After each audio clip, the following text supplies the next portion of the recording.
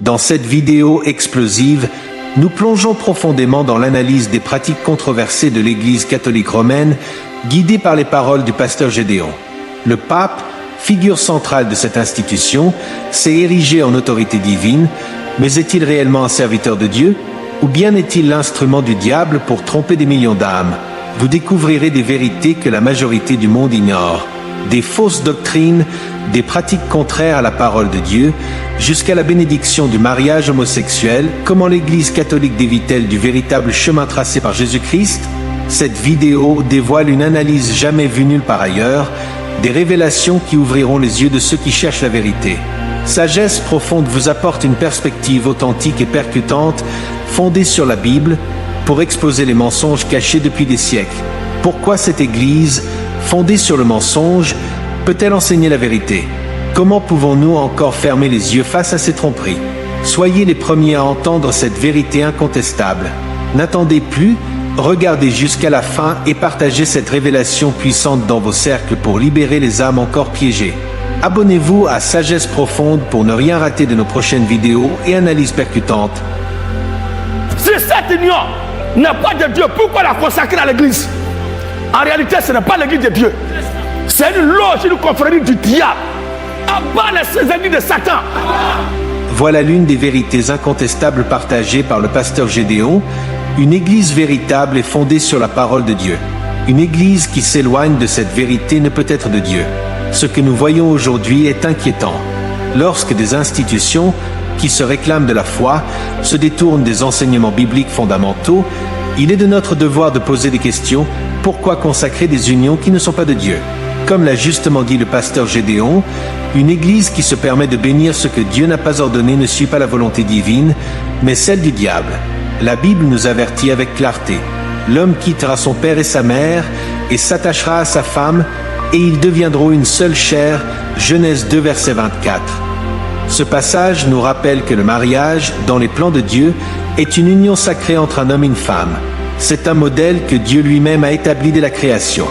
En Éphésiens 5, versets 31 à 32, la parole de Dieu renforce ce point en disant « C'est pourquoi l'homme quittera son père et sa mère et s'unira à sa femme, et les deux deviendront une seule chair. » Ce mystère est grand, je dis cela par rapport à Christ et à l'Église. Alors, si les Écritures saintes, qui sont notre guide à tous, sont si claires, pourquoi certaines églises choisissent-elles de consacrer des unions contraires à la parole de Dieu? Comment une telle église pourrait-elle se réclamer de Dieu alors qu'elle contredit ses commandements? Une église qui ne prend plus la Bible comme seule et unique source de guidance n'est pas de Dieu. Frères et sœurs, comprenez ceci, le diable est subtil, il se cache là où nous ne l'attendons pas. Même à travers des figures religieuses respectées, il tente de corrompre ce qui est saint. Le Seigneur Jésus lui-même nous a mis en garde contre de tels trompeurs. Gardez-vous des faux prophètes. Ils viennent à vous en vêtements de brebis, mais au-dedans ce sont des loups ravisseurs. Matthieu 7, verset 15. C'est pourquoi nous devons être vigilants et discernants, nous appuyer constamment sur la parole, car c'est la seule vérité qui ne change pas. Alors, que pensez-vous? Une Église qui rejette l'autorité des Écritures pour adopter des pratiques contraires à la volonté de Dieu peut-elle encore se dire Église de Dieu? N'est-elle pas plutôt une église du diable, utilisant des apparences de piété pour égarer les âmes? Prenons position ensemble, nous devons rester fidèles à ce que Dieu nous enseigne à travers la Bible et ne pas nous laisser entraîner par ces déviations subtiles. Le mariage que Dieu a permis, c'est entre un homme et une femme, et il est écrit dans Romains 1, versets 26 et 27, c'est pourquoi Dieu les a livrés à des passions déshonorantes, car leurs femmes ont changé l'usage naturel en celui qui est contre nature, et de même les hommes, abandonnant l'usage naturel de la femme, se sont enflammés dans leurs désirs les uns pour les autres. Frères, ces versets sont clairs, limpides. Que celui qui a des oreilles pour entendre entende. Ne nous laissons pas séduire par des doctrines étrangères à la foi chrétienne authentique. Ce que Dieu n'a pas autorisé, ne bénissons pas cela. Il est temps de se tenir debout pour la vérité, de rester ferme sur les fondements de la parole. Une église qui ne suit pas la Bible n'est pas de Dieu, c'est aussi simple que cela. Qu'en pensez-vous, vrai ou faux? Commentez vos réflexions, partagez cette vérité autour de vous et abonnez-vous à notre chaîne. Ensemble, nous défendrons la foi et resterons fidèles à la vérité inébranlable de notre Dieu. Amen. Continuons et écoutez ceci. Si dès le départ, la doctrine prêchée, l'idéologie prêchée, le fondement, le modèle selon lequel cette communauté a vu le jour n'est pas selon ce que Jésus a dit. Ne soyez pas surpris que le faux se multiplie au fil du temps. Alléluia. Alors que cette église-là n'est pas bâtie, elle n'est pas née du souffle de Jésus-Christ par la puissance du Saint-Esprit. Il est notoire qu'on voit aujourd'hui l'homosexualité dedans. Je partage encore une fois l'idée du pasteur Gédéon. Toute véritable église doit être fondée sur la parole de Dieu. Pourtant, lorsqu'on observe l'histoire de l'Église catholique romaine, on voit qu'elle a été construite non pas sur les enseignements du Christ, mais sur la barbarie, la violence et les manipulations. En effet, l'empereur Constantin a institutionnalisé l'Église catholique en utilisant le christianisme pour consolider son pouvoir, et cette Église a ensuite imposé son autorité à travers les siècles, souvent au prix de la vie de ceux qui osaient défier son autorité. Mais Jésus-Christ, le Fils de Dieu, nous enseigne clairement « Je suis le chemin, la vérité et la vie. Nul ne vient au Père que par moi. » Jean 14, verset 6. Ce sont les paroles de notre Seigneur, elles sont sans équivoque. Pourtant, que fait l'Église catholique romaine? Elle enseigne que l'on peut accéder au Père non seulement par Jésus, mais aussi par d'autres intermédiaires tels que Saint Paul, Saint Gabriel, Sainte Marie ou Saint Pierre.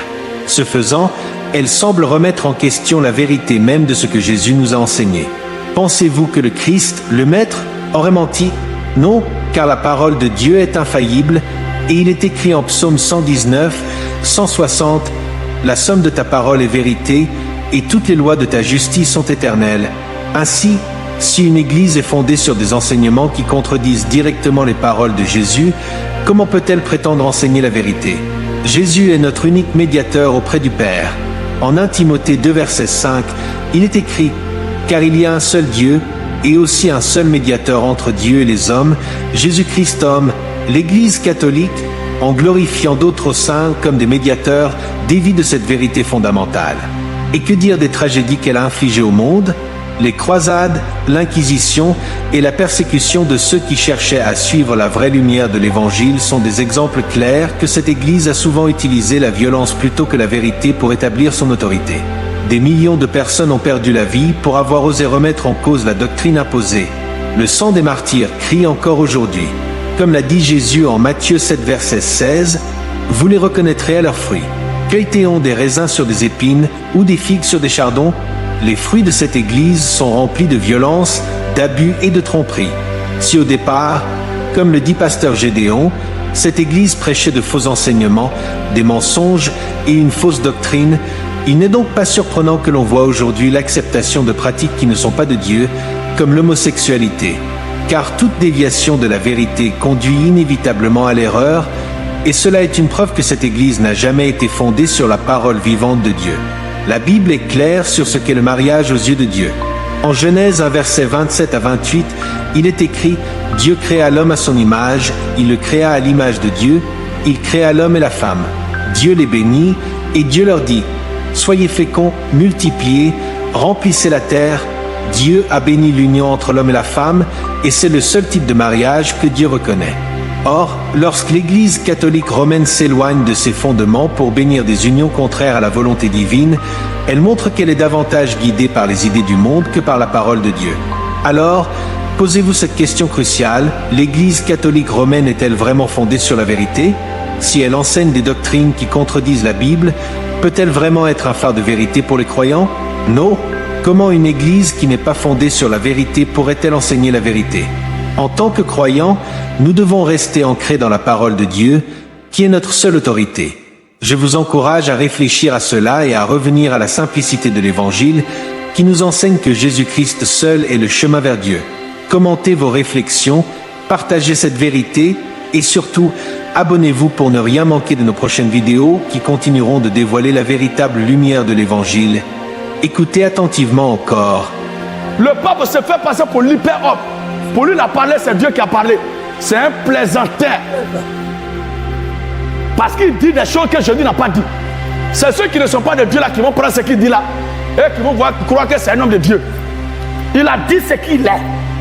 Oui, pasteur Gédéon, je crois fermement qu'il dit ce qu'il est véritablement. Car la Bible déclare en Matthieu 12, verset 34, « Car c'est de l'abondance du cœur que la bouche parle ». Lorsque le pape, chef de l'Église catholique, se permet de dire ce que Jésus-Christ n'a jamais dit, il révèle son véritable cœur. Ce ne sont pas les paroles d'un homme de Dieu, mais celles de quelqu'un qui s'est éloigné de la vérité. Comment un homme peut-il s'ériger en autorité supérieure à la parole divine? Cela, mes frères et sœurs, est une forme d'arrogance spirituelle qui ne vient pas de Dieu, mais du malin. La Bible nous avertit également, 1 Corinthiens 15, verset 33, « Les mauvaises compagnies corrompent les bonnes mœurs ». Nous devons être attentifs à qui nous écoutons et à quel enseignement nous nous exposons. Il est donc vraiment préoccupant de voir tant de personnes encore attachées à cette institution, alors que son chef, le pape lui-même, travaille ouvertement contre les principes divins. En tolérant des pratiques contraires à la volonté de Dieu et en détournant les âmes du véritable chemin, il fait l'œuvre du diable. Je m'aligne pleinement avec le pasteur Gédéon sur cette vérité incontestable. Si nous croyons en la parole de Dieu, comment pouvons-nous ignorer de telles dérives? Jésus-Christ, notre Seigneur, a dit en Jean 14, verset 6, « Je suis le chemin, la vérité et la vie. Nul ne vient au Père que par moi. » Pourtant, l'Église catholique enseigne aux fidèles qu'ils peuvent accéder à Dieu par d'autres médiateurs comme des saints ou la Vierge Marie. Ce message déforme gravement l'Évangile.